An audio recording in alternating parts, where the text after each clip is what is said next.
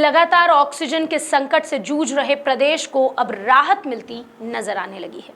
राज्य सरकार और वायु सेना के समन्वय से लगातार 6 दिन से ऑक्सीजन आपूर्ति के लिए ऑक्सीजन टैंकर वायु मार्ग के जरिए आ रहे हैं। लेकिन भारतीय वायु सेना ने पिछले 6 दिनों में जिस तरह का काम किया है वो वाकई काबिले तारीफ है।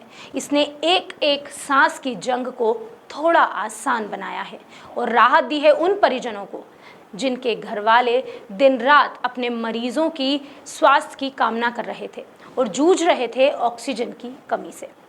हाल ही में भारतीय वायुसेना के C-17 एयरक्राफ्ट ने इंदौर एयरपोर्ट से एक साथ 3 ऑक्सीजन के खाली टैंकर एयरलिफ्ट किए। इन तीनों टैंकर्स को बुधवार को भिलाई के लिए एयरलिफ्ट किया गया। ऐसे में अब ये कहना गलत नहीं है कि वायुसेना लगातार हर सांस बचाने की कोशिश कर रहा है। आइए आपको दिखाते हैं वायुसेना का मदद का सिलसिला कब से शुरू हुआ।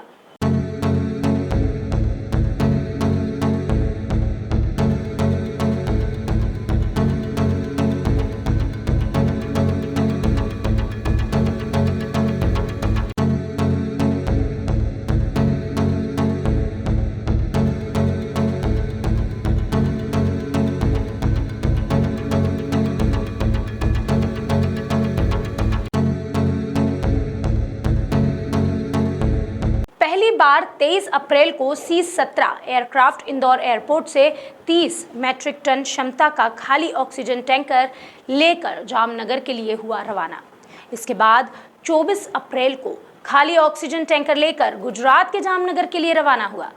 वहीं 25 अप्रैल को दोपहर 2:40 पर और शाम 6 बजे वायुसेना का एयरक्राफ्ट इंदौर एयरपोर्ट से एक ऑक्सीजन टैंकर लेकर जामनगर के लिए रवाना हुए, जिसके बाद वायुसेना के विमान ने रात 8:30 बजे फिर से 2 और छोटे खाली ऑक्सीजन टैंकर जामनगर भेजे। इसी तरह 26 अप्रैल को 20 मैट्रिक टन क्षमता का एक खाली ऑक्सीजन टैंकर जामनगर के लिए एयरलिफ्ट किया गया।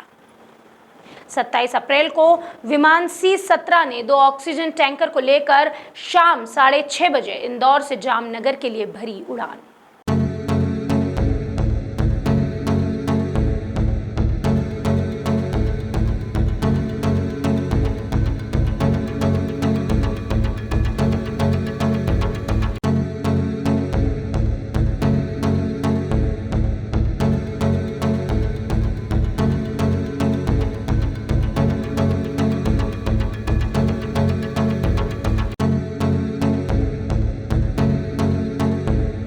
बता दें, वायु मार्ग से टैंकर भेजकर राज्य सरकार द्वारा कोविड संक्रमित मरीजों के उपचार के लिए आवश्यक संसाधनों की आपूर्ति जल्द से जल्द करने के लगातार प्रयास किए जा रहे हैं।